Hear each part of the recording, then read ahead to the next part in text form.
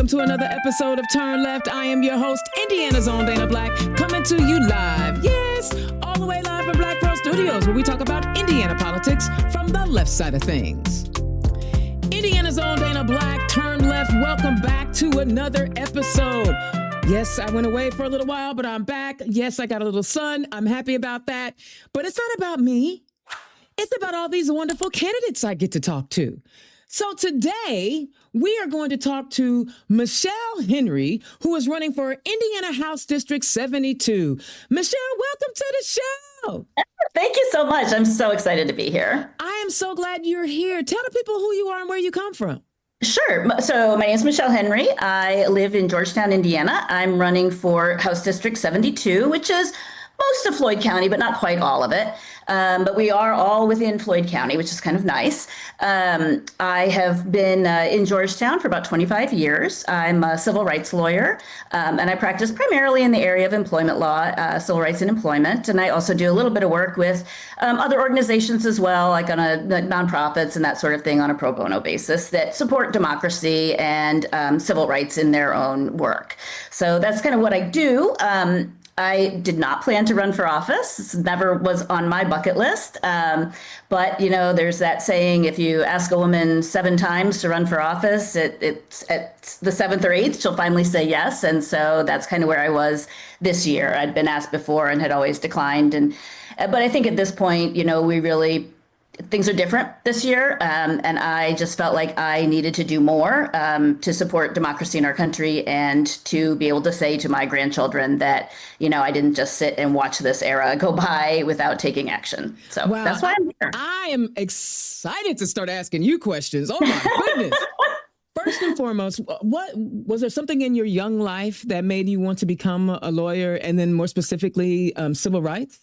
So not really. I was raised in a working class family. My dad was an enlisted Navy for 20 years. My mom stayed home with us largely because my dad was at sea a lot, and she would pick up part-time jobs when, you know, money was tight, those sorts of things. Neither of them had a college education, but they were very clear that they wanted us to go to college. They also were incapable of paying it. So fortunately, I'm old enough that I lived in the era where you could work a few jobs over the summer and actually pay for college. And so I was able to do that. But no, I really had this like very normal childhood. I really didn't. I feel probably pretty sheltered, honestly.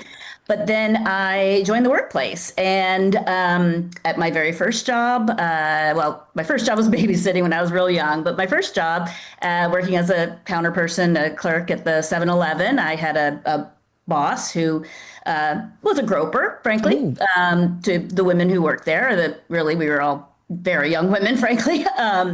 And that didn't change. Once I finished college, I got a professional degree. I have a master's in psychology. I was working in training and development and human resources.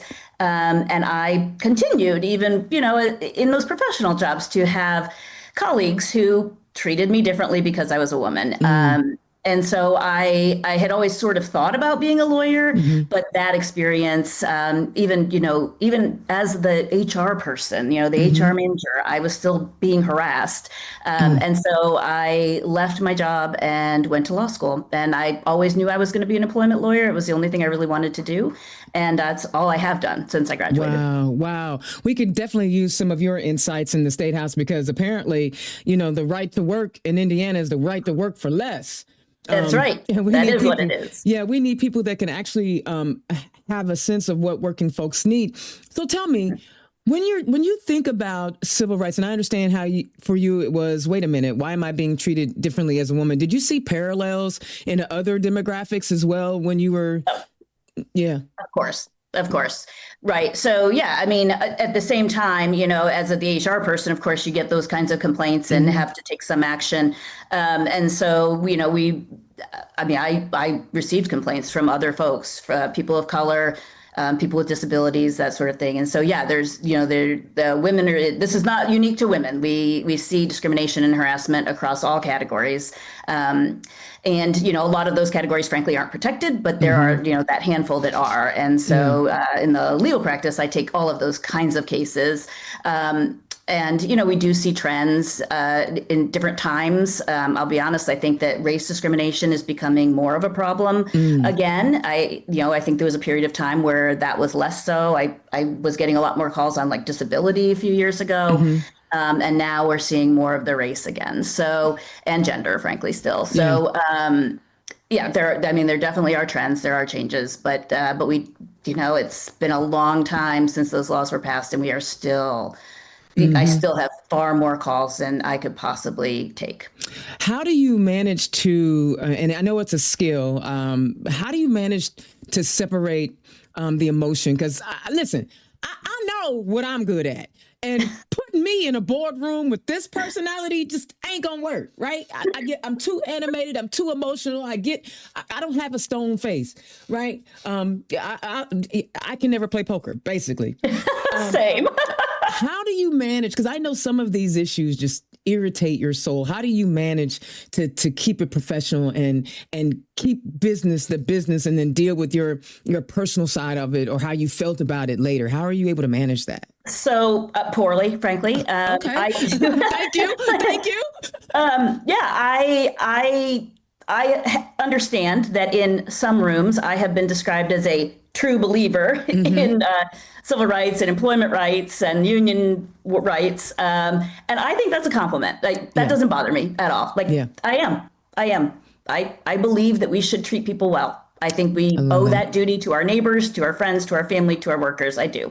And so I do get pretty invested in my cases. I'm really not standoffish. Like I want my clients to get that kind of, the justice they deserve. And I don't take cases that I don't think have merit. And once I've taken them, I'm committed to the end. So that is really hard. And again, I just am not very good at it. It's not a business to me. I love that because see, I'm passionate, right? Yeah. I am passionate about electing Democrats who are going to write good policy. The first time I talked to Mike Shmuel on the phone, I'm sure he was like, I don't ever want to talk to that lady ever again. Cause I don't play because our lives are at stake. And when I think about, the Supreme Court ruling just recently that is literally stripping our voting rights away. That's why I'm passionate about it. When you heard that ruling come down, tell me what went through your head. I got to know. What were your thoughts? Just anger. I mean, it's just so wrong, there's a saying, the Supreme Court isn't last because they're right because they're last. I mean, there's just nowhere to go, right? So it's just a wrong ruling. And I think it is, honestly, just disgusting. Like we know that law especially is still needed because what did the states turn around and do the next day, right? The next day, right? So we know it, right? We know that state governments in certain states want to eliminate minority majority districts. We know that they want to keep people of color from voting. And, when you lump in the SAVE Act, we know that they also really ultimately want to keep women from voting as well. So I think it was a terrible decision. And I mean, honestly, if I saw Chief Justice Roberts on the street, I would have to ask him how he sleeps at night and how he can justify this legacy. Yeah, and he's been doing this for decades now. He's been trying to dismantle the Voting Rights Act for decades. People don't even realize that. Yep. Long before he was on the Supreme Court. Right. And it's like, why? Why don't you think people behave tribally and that when they tribalize that they may be discriminatory? Why do you think that's not true? But I believe that's that white supremacy thing that rearing its ugly head. That's right. How long? You said you've been in Indiana for 25 years? I have. Yeah. What made you choose Indiana as your home? So I went to school in Virginia, and frankly, my husband got a job here. Okay. We were pretty flexible, on where we went. And so he had some offers in a few different places. Some of them were in very cold places. And I said, no, you can take that job, but I'm not going to live there. So this was a happy medium for us. We spent a fair amount of time. My husband's from Michigan. I had lived in Michigan for about 15 years. And so we still had family there. And so this was a good temperature place and also a good distance from the family. And so it really was that. But But ultimately, we just came to love the area, and I just can't imagine living anywhere else now. Yeah, tell us what you love about Indiana, and even where you So, live. Tell us. yeah, so I mean, Georgetown's great. When we first moved here, we didn't, I think we had one blinking light. And now we're actually like a town-ish, a town light. We have restaurants, we have more neighborhoods, we have more people moving in, which brings good and bad, of course. Like some of our infrastructure hasn't kept up, but it's, I think, great to have additional diversity in our town. I love that. I love that there are more entertainment options in the town instead of having to go, to New Albany or to Louisville. But Floyd County is fantastic. When we first moved here, New Albany wasn't that built up yet either. And now, you don't have to cross the river to do anything. You can do almost everything you want to do right here. We have great local shopping. We have great locally owned restaurants. We have the Greenway that allow for exercise and getting out and you see tons of people on it, biking and running and all of those sorts of things. It's just the schools are very good. It's just a really nice place to live and raise a family, and we couldn't be happier with our choice. The cool thing is I can see the joy on your face when you're telling us about where you live and why you love it. But we've seen, the State House. They are doing everything they can. I feel like Republicans are doing everything they can to take that happy space that you have created for you and your family and turn it into a trash can. I know. Tell us why you decided to put your name on the ballot. Well, I mean, I think that Floyd County and the people who live in Floyd County are not MAGA people. Like this is a very moderate district. We have a really good mix of Republicans, Democrats, people across all parts of the spectrum, but it certainly isn't a deep red Trump supporting district. And so and I think that I reflect those values. I think that as opposed to, frankly, my Republican opponent, in that I do think that while I might have some more liberal ideas on certain topics, I do think that my values reflect our community's values. And that's why I think that I will be a good representative. Beyond that, I care about these people. I care about my community. I want people here to be successful. I want them to be able to raise their families without having to work 2 or 3 jobs. I want them to not feel like they need to leave Indiana in order to have a child, for example, which, there are women who are leaving Indiana because they want to have children. And we want people to stay here. We don't want that brain drain. We want our communities to support young families with good paying jobs, good quality healthcare, good public schools. And all of that starts at the State House. So that's why I'm running. I love it. And you mentioned families. We're recording this the beginning of June, which is Pride Month. And our governor decided to make it nuclear family. Nuclear family day. But when the things that you just mentioned, if they really cared about the nuclear family, they wouldn't be trying to dismantle public education. That's right. Talk to us about what your philosophy is about protecting public education. Sure. So my kids, my husband and I both went to public schools, public colleges. Both of our children are graduates of the Floyd County Public Schools, K through 12. They had fantastic experience. They both went on to be successful in college and careers. And so we love our public schools, and most people in this community do. We really do. They're good schools. They have good teachers who care about their students, good administration, and so we need to support that, and we need to support that financially. So we are continuously losing money to the Indiana Voucher Program, which has now expanded to include people of all income levels. And so, regardless of whether you think vouchers are appropriate or not appropriate, I frankly have some concerns about them in terms of like a separation of church and state argument, which I realize has already been litigated. But in any case, we now allow somebody making $2, $3, $4 million a year or more to get a taxpayer-funded voucher to send their child to private school. There's a whole lot of people in this community who are making $15, $18 an hour, and now some of their tax money goes to the wealthiest in our country or in our state. for private schools. These are folks who, even with the voucher program, could not afford to send their child to a private school. Right. So I just think that's wrong. There's no reason for a hardworking person in our community to be funding a millionaire's child's private education. I agree 100%. Another aspect of our, his nuclear family would be healthcare. And we're seeing in many counties there are healthcare deserts. Talk to us about your vision about how you see Hoosiers and the need for healthcare. Sure. So, I mean, you're right. There are healthcare deserts, and we talk about, in particular, women's health, which is really important to me. That if you are pregnant in Indiana, and you live in a rural county, you likely don't have a labor and delivery unit in your county. And almost half of our hospitals don't have an obstetrician on staff now. So, we want people to come here, we want people to live here and raise families, but we don't even have the means to start a family. And then you add to that our incredibly restrictive abortion laws.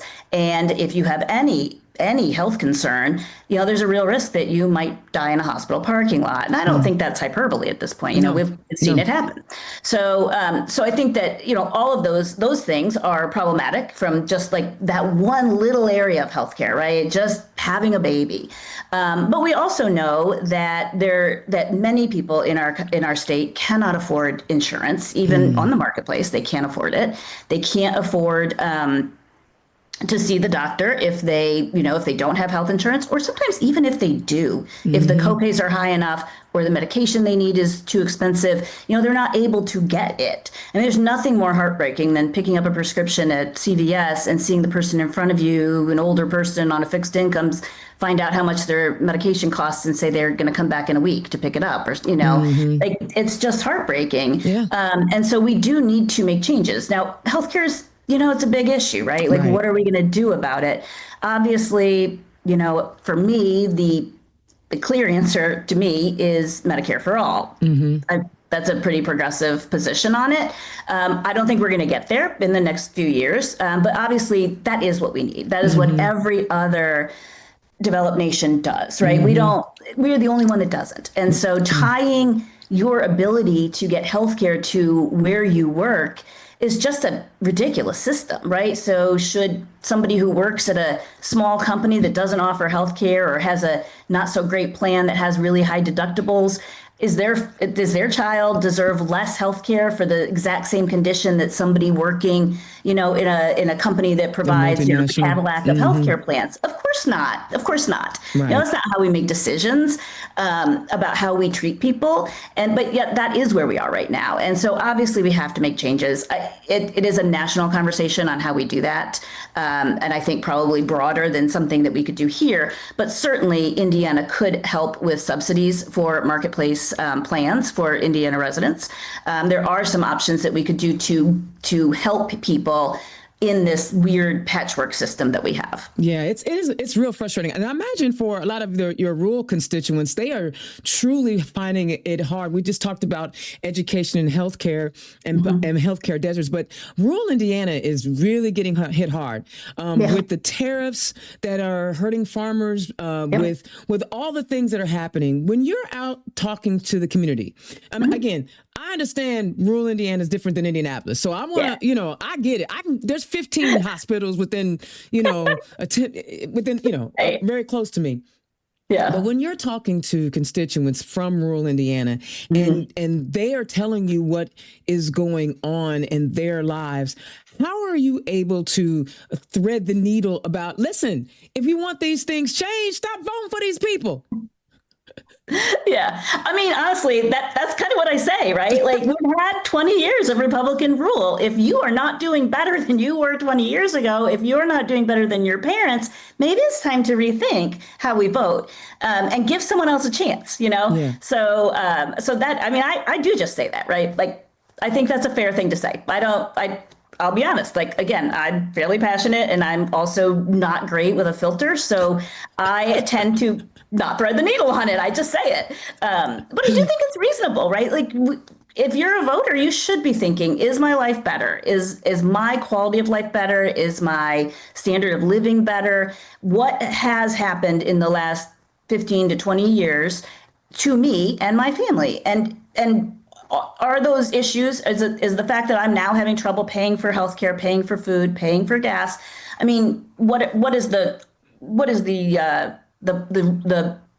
base for that? Like, why did that happen?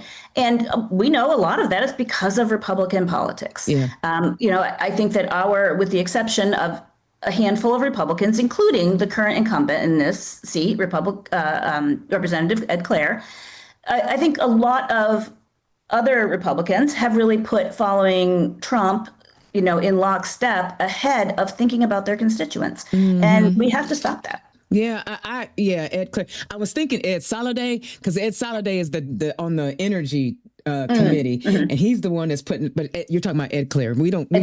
Yeah. What? Well, I'm not even going to ask that. So, when you think about election night and you've won this election and now you are in the State House, what is the first piece of legislation that you want to either partner with? Right, because you get to. I think this is a.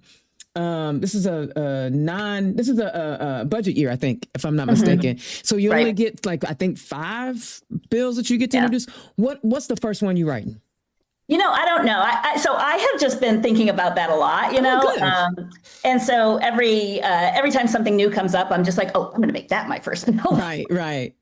But there's a couple of things that I do feel really passionately about. One of them is, in my primary, I had another opponent, a really smart, passionate woman who signed up, was all set, had gone to Indianapolis, filled out all the paperwork, everything was good to go. And she was told by her employer that if she ran for office, they would fire her. Wow. And Indiana doesn't have a rule against that. Some states do, but Indiana does not. And so, and she was heartbroken by that. She really wanted to run. She has great ideas. She's helping me on my campaign now, which I'm delighted by. But that's just unfair. And so if we don't want to end public participation in politics, right? And I don't think a private employer should be allowed to do that. So that's one thing that I have thought about is introducing that legislation that, like I said, exists in other states. There's also, I do a lot, obviously I do a lot of employment law litigation. I have had so many cases lately where people were misclassified as independent contractors instead of employees, which then allows an employer to not pay their share of employment taxes, to require that employee to provide, certain tools or equipment and things that really an employer should provide, or to not offer health care because you're an independent contractor, not an employee, which then, leaves more people out.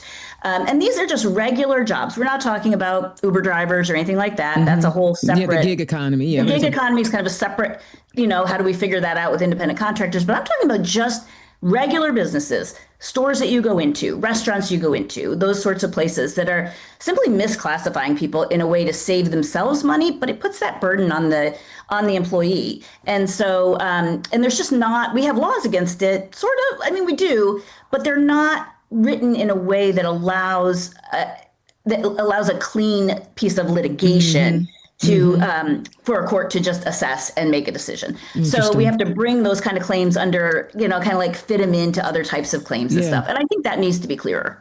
Oh my gosh, those are two amazing. I'm gonna tell you something. Those are very new. I've not heard anyone talk about the ability to run for office and not letting a private employer dictate whether or not you can be civically engaged as being a candidate, and the thought of employers now cheating people by misclassifying them. How many more ways can we say we don't really care about the human? There's so many. Oh my gosh. Yeah. I tell you what, you excite me because, I love the fact that you're an attorney. My sister is also an attorney. She's a judge, and she, at one point somebody was trying to pass legislation to make it so that only attorneys could run for office. And I was like, nah, that's a terrible idea. That is a terrible idea. But I tell you what, I wish I could get you and Ed Delaney in a room together on a committee together and let y'all go at it with some of the policies that they are introducing. Because I tell you what, I have always loved people who are unafraid to display their passion. Obviously, because look at me, I can't help myself. But I tell you what, I would enjoy watching session when you get there and you're able to argue for or against and make your case for a piece of legislation, because I think you got it. Like you know how some people care about dogs and some people I also care very much about dogs. I mean, I like them. I won't own one, but I like them, right? But I have a passion about people. And I believe you have that same passion, because you wouldn't go into civil rights law and then put your name on the ballot if you did not care about people. Yeah. And as a parting shot for this episode, tell us, how did that passion grow inside you? I mean, was there a pivotal moment in your life? I know we talked about, the groper, right? Right. But you could have been self-centered. You could have been self-centered. Yeah, I guess but that isn't how I was raised. And so, my parents didn't say, we want you to be a lawyer, we want you to be this or that, or, they just wanted us to go to college. But they didn't try to pressure us into any kind of career or anything along those lines. But I will say that they did teach us how we treat other people. And, every person in this community and in our country, and whether they're here under any kind of status, deserves dignity and respect and compassion.